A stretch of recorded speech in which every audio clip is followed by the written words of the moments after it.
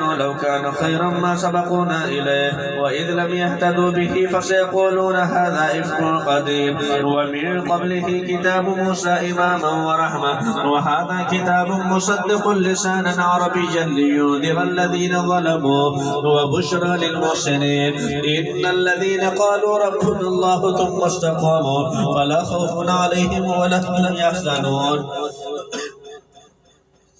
أولئك أصحاب الجنة خالدين فيها جزاء بما كانوا يعملون ووصينا الإنسان بوالديه إحسانا حملته أمه كرها ووضعته كرها وحمله وفصاله 30 شهرا حتى إذا بلغ أشده وبلغ 40 سنة قال رب أوزعني أن أشكر نعمتك التي أنعمت علي وعلى والدي وأن أعمل صالحا ترضاه وأصلح لي في ذريتي إني تبت إليك وإني من المسلمين